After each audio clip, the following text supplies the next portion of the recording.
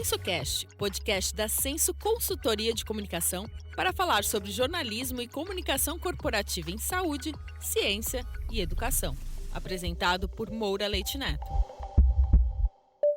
Olá, eu me chamo Moura, sou jornalista, doutor em ciências, editor da agência Body, repórter da Problemas Brasileiros e diretor da Senso Consultoria de Comunicação.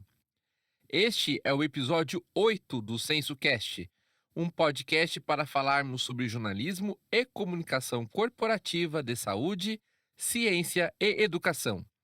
Neste episódio, que recebe uma jornalista de saúde e um médico comunicador, a nossa proposta é trazer uma visão sobre a qualidade da cobertura em saúde do jornalismo brasileiro. Em pauta, as ferramentas disponíveis e em constante atualização, linguagem adotada, a acessibilidade da informação para os diferentes públicos e o entendimento da população sobre as principais mensagens. O SensoCast 8 recebe Natália Cuminali, jornalista especializada em saúde e fundadora do Hub de Conteúdo Futuro da Saúde. Luiz Fernando Correia, médico no Rio de Janeiro e apresentador do Saúde em Foco na Rádio CBN. Cada vez mais digital e multimídia, o jornalismo acompanha a evolução da tecnologia e formas de acesso à informação. O maior impacto se observa nos veículos impressos, com redução de leitores e anunciantes. Por sua vez, a transformação digital destes veículos e implantação de novos setores, como o de branded content, permitem que muitos se mantenham sustentáveis. O jornalismo de saúde acompanha esta transformação. Os cadernos dedicados ao tema foram substituídos por editorias específicas em portais.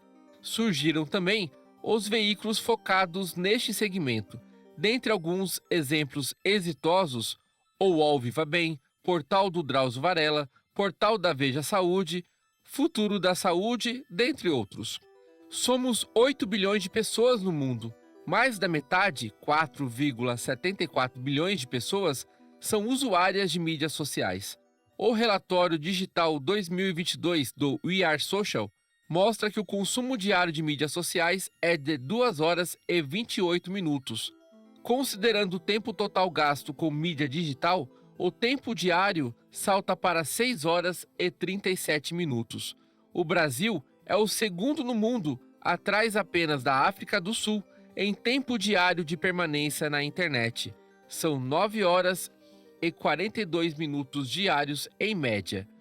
Os brasileiros são, por exemplo, os maiores consumidores de conteúdo de podcast, com mais de 4 em cada 10 usuários de internet em idade ativa no país, dizendo que ouvem pelo menos um podcast por semana. E como isso reflete no jornalismo em saúde, vamos falar sobre isso agora com nossos convidados. A primeira entrevista deste episódio é com a jornalista Natália Cuminali, do portal O Futuro da Saúde. Natália, desde a sua passagem como repórter da editoria de saúde da revista Veja e agora com os primeiros anos de seu hub de conteúdo Futuro da Saúde, quais foram, na sua opinião, as principais transformações que você observa no jornalismo de saúde brasileiro? Obrigado por estar aqui conosco no SensoCast, Natália. Ora, antes de tudo, eu queria agradecer demais o convite. Para mim é um prazer enorme estar com você. Eu sou uma grande admiradora do seu trabalho e de todo o trabalho que você faz para a comunicação de saúde. Então, vai ser muito bom a gente conversar sobre esse assunto aqui. E agora, já respondendo a sua pergunta, né, dessas transformações, fazendo esse paralelo, né, dos tempos de revista Veja até agora, eu acho que não tem como a gente não falar, Moura, da pandemia. A pandemia, ela transformou a nossa vida de várias formas, né, impactou a nossa vida de várias formas, impactou a saúde de várias formas, e eu também acho que ela impactou a comunicação. De alguma forma, a pandemia, ela mostrou a importância do jornalismo de saúde, de ter pessoas habilitadas com a capacidade de trazer a informação de uma forma mais rápida possível, só que com contexto, com qualidade, com toda essa preocupação, né, de você entregar para quem está lendo o melhor conteúdo. Então, é muito difícil a gente falar sobre saúde e sem ter todo esse arcabouço, sem ter as fontes certas, sem saber do que você está falando. Então eu acho que a primeira grande transformação que a pandemia trouxe, né, foi esse valor do jornalismo de saúde. Então, eu acho que dá para a gente separar um pouco de como que era o jornalismo de saúde pré-pandemia e o quanto ele foi valorizado agora. Esse é um dos pontos.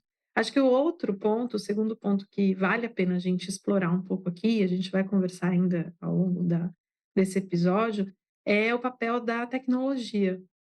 A tecnologia, ela impulsionou muito a forma como as pessoas consomem informação e também isso aconteceu no contexto da saúde. Se antes a gente acessava e consumia informação por revista, né, ou enfim, pela televisão, hoje a gente consome saúde de várias formas, então é um conteúdo absolutamente multiplataforma. No mesmo lugar onde você está lá vendo o seu feed do Instagram, você também consome informação de saúde. Então, eu acho que esses 2 pontos trouxeram uma grande transformação no jornalismo de saúde, dos tempos, pré-pandemia para agora.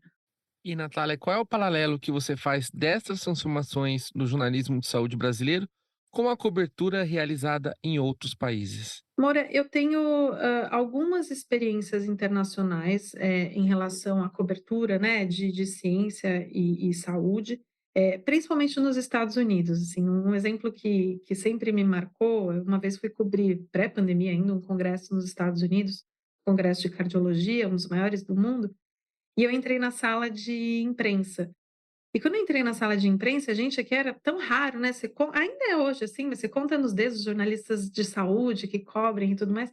Você entra na sala, naquela época eu entrei na sala do congresso de cardiologia, tinha tantos jornalistas, assim, especializados, eles recebiam um conteúdo embargado, release, e faziam perguntas, e era muita gente. Eu confesso que naquele momento eu fiquei muito assustada. Então, acho que com um paralelo internacional, como você me pede, os Estados Unidos é uma referência no sentido de ter uma cobertura mais especializada, de ter uma cobertura segmentada e focada em saúde.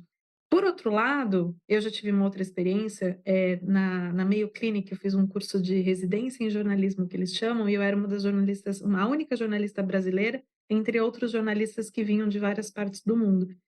E eu percebi que, além de ali dos Estados Unidos, a gente tem desenhos de jornalistas que vêm de fora do país, que têm mais ou menos a mesma realidade que a nossa aqui. Um jornalista, às vezes, mais generalista, que cobre saúde, mas também cobre lazer, que também cobre. Então a gente tem esse mundo diverso do jornalismo de saúde, mas como referência, eu acho que os Estados Unidos, nesse sentido desse olhar para a saúde, desse olhar específico para a saúde, de fazer as perguntas, de estar ali na cobertura, é a grande referência. Eles inclusive têm veículos especializados lá fora, então eu acho que é onde dá para a gente buscar um pouco de o que acontece. E quais são os temas de saúde que, na sua avaliação, por mais que a gente tenha uma ampla cobertura de saúde, ainda são negligenciados e, portanto, deveriam ser melhor abordados no futuro? Olha, aqui se eu ficar falando, amor, a gente vai ficar bastante tempo, né, trazendo vários dos tópicos e eu não quero ser injusta de não trazer um tópico, mas assim, de uma forma bem geral e bem abrangente, eu acho que a gente vai mudar um pouco a forma como a gente fala de saúde, e trazer mais a saúde como saúde e não só a saúde como doença. Essa é uma tendência que a gente está vendo muito no setor da saúde como um todo, na forma como a gente precisa mudar o nosso foco. Então, isso tem tudo a ver com o nosso perfil, né, da etário da população, com uma mudança mesmo na pirâmide. A gente vai falar mais de envelhecimento, a gente vai falar de longevidade, como envelhecer de uma forma saudável, como olhar para a saúde, como prevenir, o que a gente faz hoje vai levar a gente para um contexto, no futuro. Então, essa é uma pauta que vai estar cada vez mais presente, e eu acho que é uma tendência do jornalismo olhar para isso. Um outro ponto que eu também não posso deixar de falar é esse olhar mais para os sistemas de saúde, pensar que a saúde do jeito que a gente tem hoje, não é uma saúde sustentável, embora a gente tenha o SUS, que é maravilhoso, ele precisa dar conta de atender todo mundo, então a gente precisa mudar um pouco o nosso foco de como a gente pensa em saúde. Pensar na saúde também como nossa responsabilidade, como eu trouxe, Moura, mas também como entendendo a saúde. A partir do momento que você entende como funciona a saúde, você também sabe como você pode cobrar a saúde, né. Então, eu acho que essas são 2 pautas bem abrangentes, que a gente pode cobrir mais na saúde. O hub que você criou, né, o Futuro da Saúde, embora jovem, foi incrementando já alguns novos formatos de conteúdo, como newsletter, e mais recentemente você anunciou, né, e lançou o seu canal no YouTube, inclusive com uma produção de altíssima qualidade. O olhar personalizado para cada mídia e seus respectivos públicos, Natália, é um caminho sólido para que a boa informação de saúde chegue a cada vez mais a mais pessoas? Primeiro, obrigada, né, a gente realmente lançou recentemente o canal do YouTube do Futuro da Saúde. Esse já era um plano, desde o início do hub, eu já queria ir para o YouTube, a gente já tinha esse plano, mas foi um trabalho ali, um passo a passo, né, construído, porque sim, respondendo diretamente a sua pergunta, eu acho que esse é o caminho. É o caminho da gente entregar pautas diversas para públicos específicos, nichados, com um olhar específico, sempre com contexto, conteúdo, análise, profundidade, para a gente de fato sair da superfície, mas entregar o que as pessoas precisam. Então, sim, a gente tem a newsletter que fala com um público muito específico que entende um pouco mais a saúde, ou que gostaria mais de entender a saúde, e o YouTube entra como um lugar onde a gente vai acessar mais as pessoas, porque também a gente tem que olhar para essa produção de conteúdo multiplataforma, né? Que eu disse logo no início. Todos nós consumimos conteúdo e somos produtores de conteúdo em potencial. Então, onde que a gente quer estar? Né? A gente quer estar onde as pessoas estão consumindo. A gente tem o celular na palma da mão e às vezes você quer assistir um vídeo, você não quer ler uma notícia longa. Então, essa nossa entrada no YouTube foi muito com esse olhar. E, Natália, como tem sido a experiência com o podcast Futuro da Saúde? Para nossos ouvintes que ainda não conhecem, fale um pouco sobre os episódios já lançados e o que está por vir. Ó, o Futuro da Saúde, assim que nasceu, há 2 anos e meio atrás, a gente nasceu com um podcast mesmo, ali só em áudio, né, sem o vídeo. E desde lá a gente traz esses olhares para a saúde, para onde que a saúde está indo, quais são os contextos. Então a gente cobriu pandemia, trouxe bastidor, trouxe opinião, falamos sobre, questões como depressão, a gente falou de muita coisa, falamos sobre câncer de mama, então a gente foi de doença a realidades mesmo da saúde. Agora a gente está com o Futuro Talks, né, que tem o formato de mesa cast, então a gente faz ao vivo com microfone e tal, com imagem, que também vai para a parte só de áudio, para quem preferir, essa é a grande graça do multiplataforma.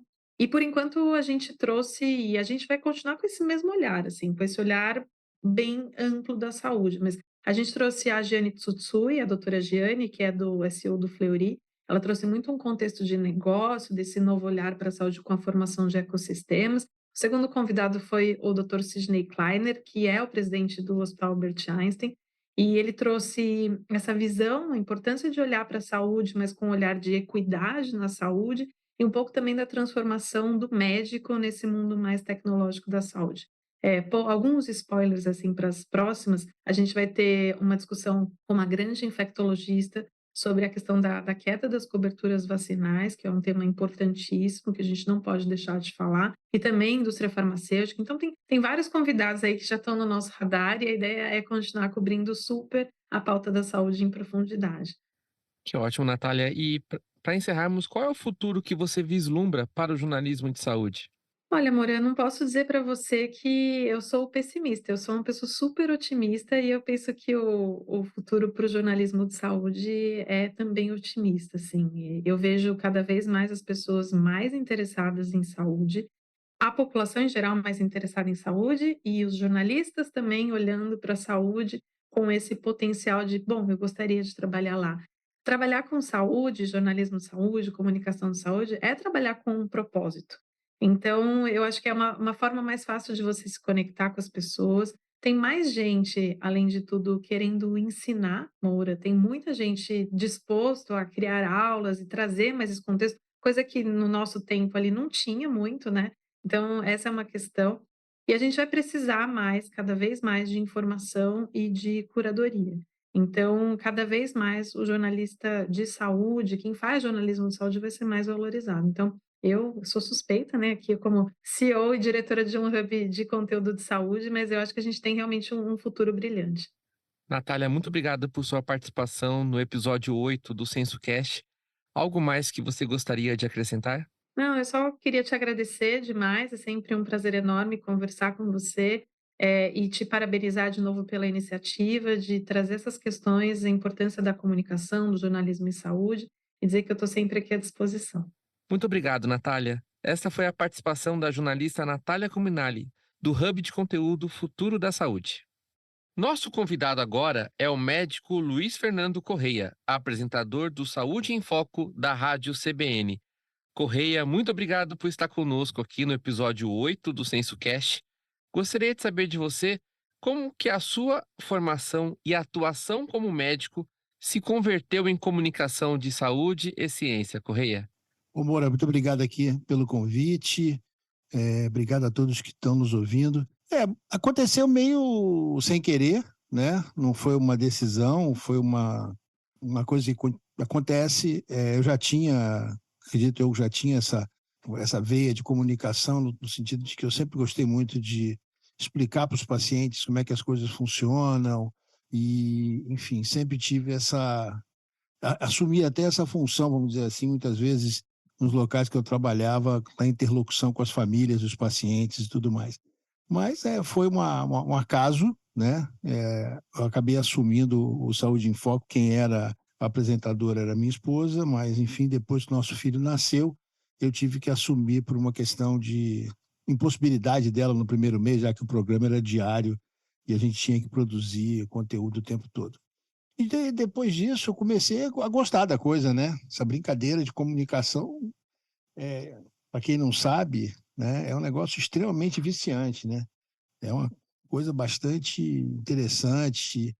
E eu acho que, com o tempo, a coisa foi caminhando, eu fui procurando aprender a fazer melhor, convivendo com jornalistas de saúde, que na época que eu comecei, em 2001, para você ter uma ideia, amor, a gente tinha um grupo muito grande de jornalistas que podiam só fazer saúde.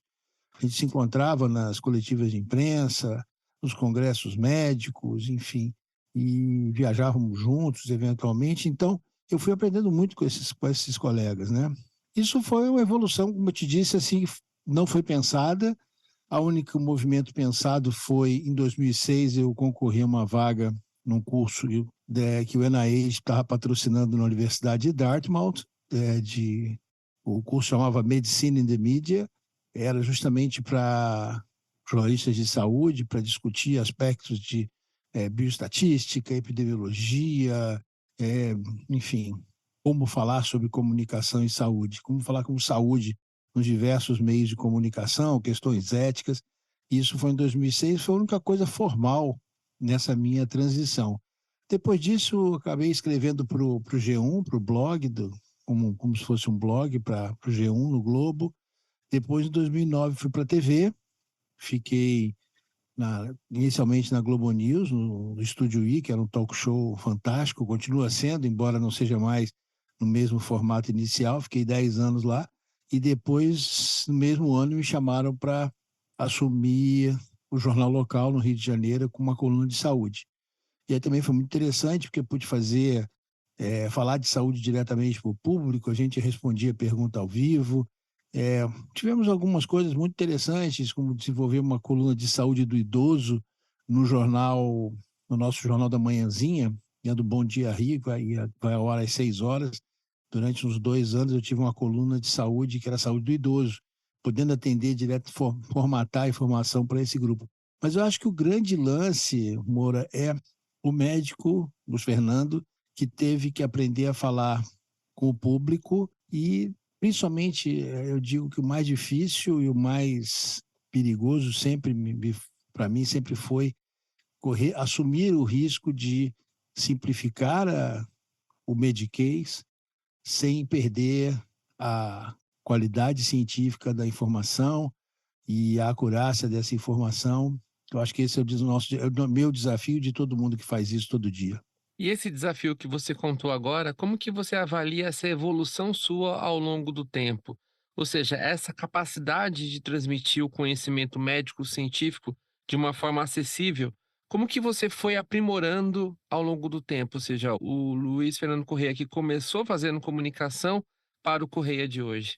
Eu acho que eu tive algumas sortes, né? A primeira delas primeiro que eu tenho uma vamos dizer assim, uma assessoria em casa. Minha esposa é jornalista, fez TV muito tempo, mais de 20 anos de TV.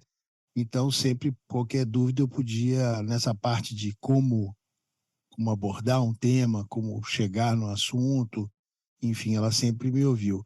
E foi uma transição, acho que dito, mais tranquila, porque eu passei de uma coluna onde eu escrevia e gravava, então eu podia fazer quantas vezes eu quisesse, para depois, sim, encarar o desafio de falar na TV ao vivo. Aí foi direto para o vivo, né?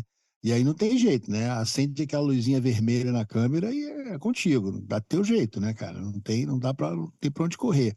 Mas isso, eu acho que essa transição lenta, em termos de tempo, onde eu pude aprender, primeiro, a colocar minhas ideias em 1 minuto e meio, do máximo 2 minutos. Eu acho que esse é o grande treino. Você tem que ser conciso, né? A gente, como médico, ainda mais eu, que sou um cara que, como vocês estão vendo, gosto muito de falar, né? Sou prolixo. Então, o primeiro desafio foi logo no início, ler um artigo científico de algumas páginas e encaixar o que eu achava que era importante para o público leigo saber ali dentro, qual a informação que podia ajudar as pessoas e colocar aquele em 1 minuto e meio. Eu tive esse tempo de treinamento, vamos dizer assim, até que eu passei a fazer a própria questão do vivo. Eu comecei a fazer cobertura de congressos no exterior desde cedo, desde 2003, né? O Saúde em Foco começa em 2001. Então, eu já passei a ter que falar.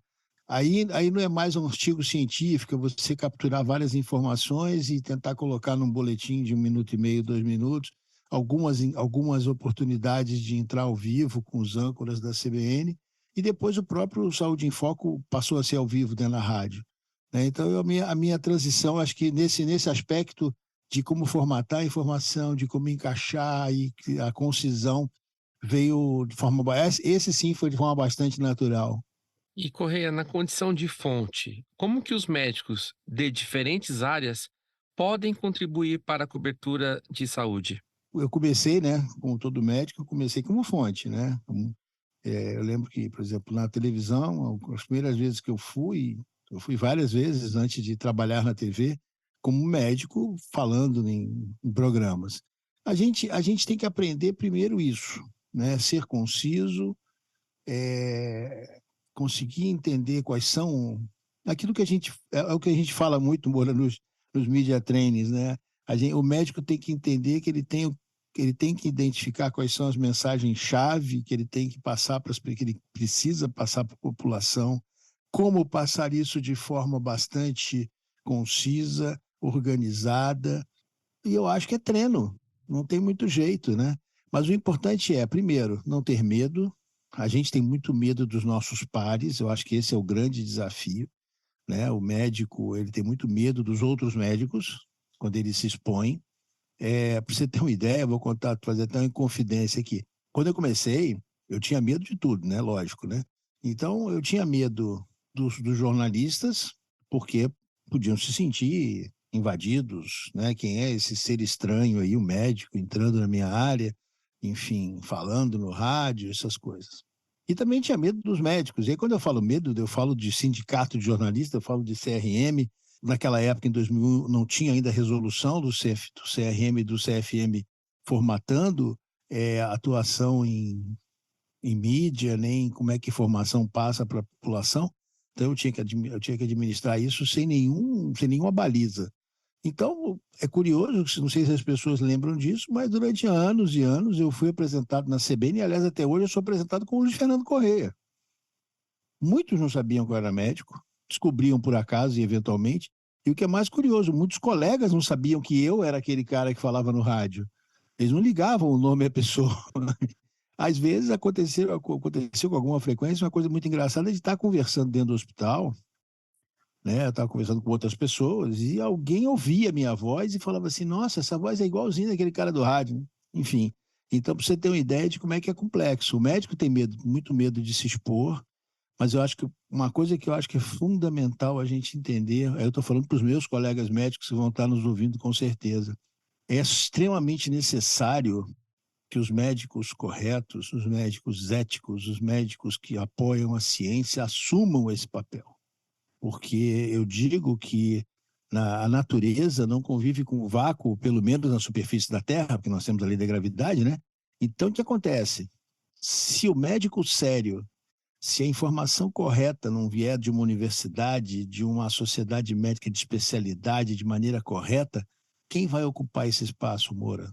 Vai aparecer o charlatão, vai aparecer o pilantra, desculpe a palavra, vai aparecer o bandido. E isso, infelizmente, a gente tem a responsabilidade de ocupar esse espaço de forma correta, científica, ética, seguindo os preceitos do CRM, do CFM, obviamente, para que a população não seja exposta a essa desinformação, muitas vezes criminosa, né? E por falar em ocupação de espaços, né? Tem a ocupação de espaços nas mídias sociais. Então, Correia, como que você avalia a constante evolução das ferramentas de mídias sociais, como os fios de conversa no Twitter, o próprio Spaces do Twitter, Reels no Instagram, a própria mídia, a que mais cresce anualmente, que é o TikTok? Como que os médicos e cientistas podem utilizar essas ferramentas de forma assertiva e ética na sua avaliação? Bom, eu acho que a atuação ética vai depender de cada um, né? Não tem jeito. Vai depender da atuação, da formação e vamos dizer assim, do posicionamento pessoal. Agora, uma coisa interessante nessas coisas, você falou de várias plataformas diferentes, né? Falou de Twitter, que está passando por uma grande destruição, né? Nem revolução, uma destruição no momento, mas tem espaços importantíssimos, principalmente para informação séria, né? É o Instagram, o TikTok, cada um deles tem a sua maneira de comunicar, tem quase que uma linguagem própria. Eu acho que é importante que o médico e o cientista que queiram utilizar essas ferramentas, primeiro, saibam que isso não é uma coisa para se fazer de maneira impune e de maneira inocente. De que sentido que eu estou falando? Isso é coisa profissional, Moura. Você tem que saber jogar o jogo, tem que saber quais são as regras, entre aspas, de cada canal desses para poder se posicionar de maneira correta, para atingir o público ideal que você quer atingir. É um trabalho profissional. Eu brinco, eu também falo muito quando eu dou media training, eu explico para os médicos, os colegas, o seguinte: a partir do momento que você passa a se expor, você tem que passar a encarar aquilo de maneira muito profissional. E aí, alguns falam assim, mas eu não sei se eu quero fazer isso. Eu falei assim, olha, você pode até não querer fazer isso, mas você já tá na websfera, vamos dizer assim. E aí eu vou falar como eu fui chefe de um serviço de emergência do melhor hospital do Rio durante mais de 20 anos, e eu posso dizer o seguinte: eu sempre chequei vamos dizer assim, a pegada digital de todos os candidatos. E aí, infelizmente, eu tive que, pensando como gestor do meu hospital, pensando como gestor da minha unidade, eu tive, infelizmente, que tirar alguns colegas de uma seleção, ou escolher outros, vamos dizer assim, por conta do que aparecia na internet, né? Então, isso é uma coisa importante. São ferramentas fantásticas, são ferramentas, como eu falei, que cada uma delas tem um jeito de você utilizar, um jeito, como toda ferramenta, né? Ninguém pega martelo para apertar parafuso, pelo menos não devia fazer isso, né? Ou vice-versa, você não pega furadeira para martelar. Então, tem que saber usar aquela ferramenta e entender. Eu digo para os médicos, especialmente, você pode até não querer, mas você já está na mídia social, você já vai estar exposto. Então, cuidado, aprenda a fazer isso de forma profissional e correta, que são grandes ferramentas, Nora, são grandes ferramentas para que a gente passe a melhorar o que todos nós precisamos e buscamos, que é o letramento científico da nossa população, para que elas possam participar, até porque a população possa assumir o que a gente, como médico, quer muito, que é o paciente podendo assumir o seu papel de decisão compartilhada com o médico, para que ele possa cobrar as suas necessidades sociais dos nossos gestores e dos nossos governantes, e também como o paciente ele possa sentar na frente do médico, não venha com aquela coisinha de eu fiz uma pesquisa no Google. Não, ele vai ser capaz de avaliar aquelas coisas, aquelas informações que aparecem, porque ele recebeu uma bagagem de informações, até mesmo pelas mídias sociais, que permitiu que se consolidasse esse letramento científico, né? Correia, quais são os entraves que você observa para tornar mais popular o conhecimento dos grupos de pesquisa de ciências da saúde aqui no Brasil e no mundo? Oi, Moura, eu acho que o mais importante, ou seja, o importante é que, primeiro, a gente assuma que vai ter um público para cada tipo de informação. A gente não vai conseguir que todo mundo aprenda sobre tudo. Seria ideal, mas não vai acontecer. Então, a gente tem que saber que alguns colegas, alguns médicos, alguns cientistas vão falar para nichos de audiência, né? Eu acho legal, eu acompanho, por exemplo, astrônomos no Twitter, eu não entendo nada de astronomia, mas acho muito legal aquilo. Então, provavelmente para os astrônomos eles devem ter muito mais profundidade de informação do que para mim. Então, você tem que falar para quem você sabe. Tentar falar para todo mundo vai ser muito mais difícil, pode ser até que se consiga. Mas eu acho que entender que você primeiro tem a facilidade de falar para um nicho de pessoas, para uma audiência, utilizando o conhecimento, a parte do conhecimento onde você se sente mais confortável. Acho que se as pessoas fizerem isso, a gente vai avançar muito. Isso está acontecendo naturalmente. A pandemia trouxe, por exemplo, para a questão de divulgação de ciência em geral, não ciência só da saúde, abriu-se sei lá, uma dessas comportas de barragem, né? A quantidade de informação que está disponível hoje é enorme. E eu acho muito bom isso, eu acho que isso o entrave maior é que eu digo, a gente não tem, com a população de hoje, vamos pensar, a população mais adulta que vai tomar uma decisão, a gente não tem ainda esse letramento científico. Eu acho que a gente vai, se tudo caminhar do jeito que está acontecendo, daqui a 10 anos a gente vai ter uma audiência já muito mais qualificada em termos de conhecimento para consumir o conteúdo que a gente faz. Acho que isso é legal.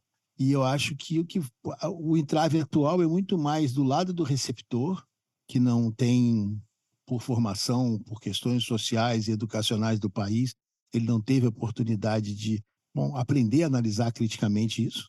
Do lado de quem fala, dos produtores de conteúdo, cientistas, médicos, enfim, a gente não aprendeu a falar, então a gente está aprendendo na marra, em todos os dias, então isso também está evoluindo. Então eu acho que isso vai caminhando. E o entrave, a maior questão disso é como é que você remunera essa coisa. Eu acho para mim é super gratificante fazer isso.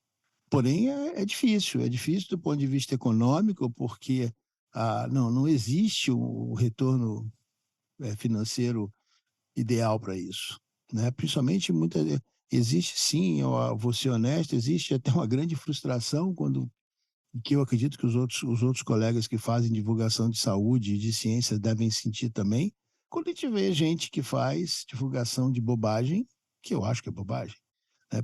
Não deve ser, porque muita gente consome, então ganhando rios de dinheiro.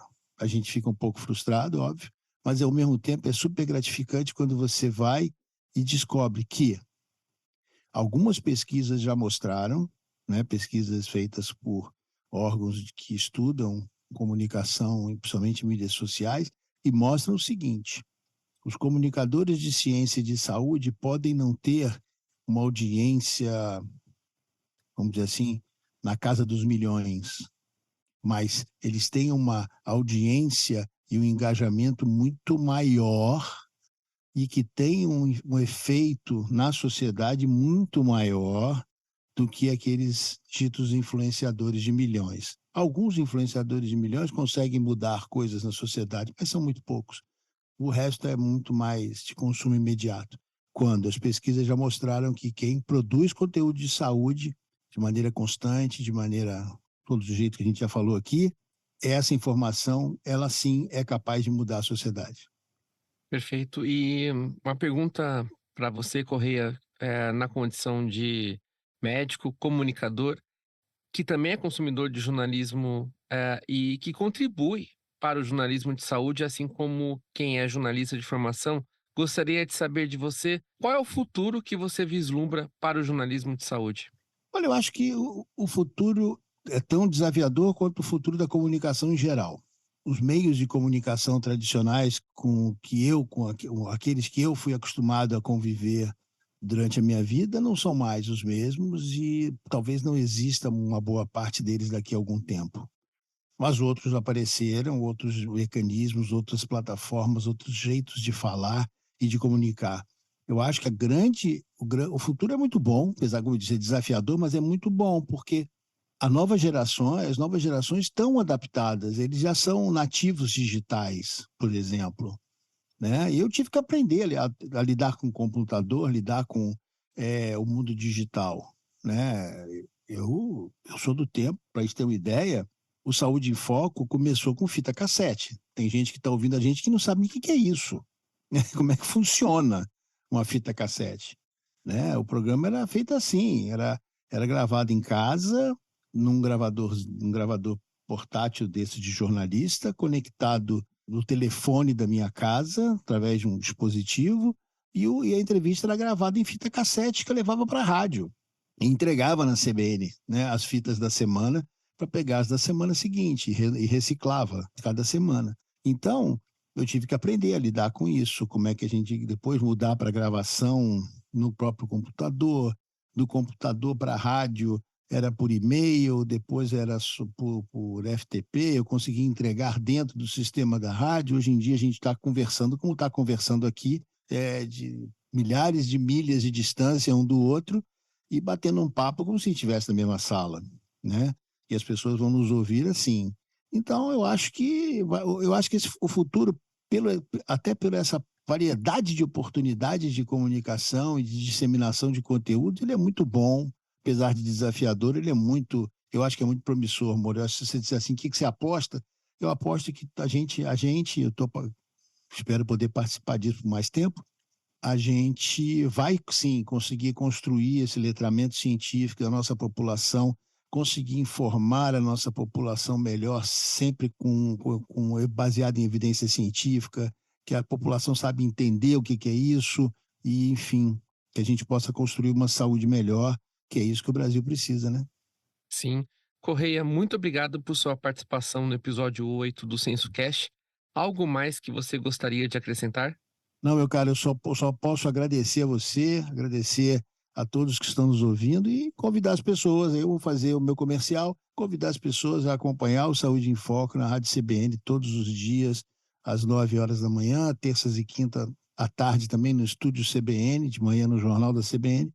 E eu estou nos meus canais, né? Todos eles com o meu nome, DR Luiz Fernando Correia, Luiz com S, Correia com I, tudo junto.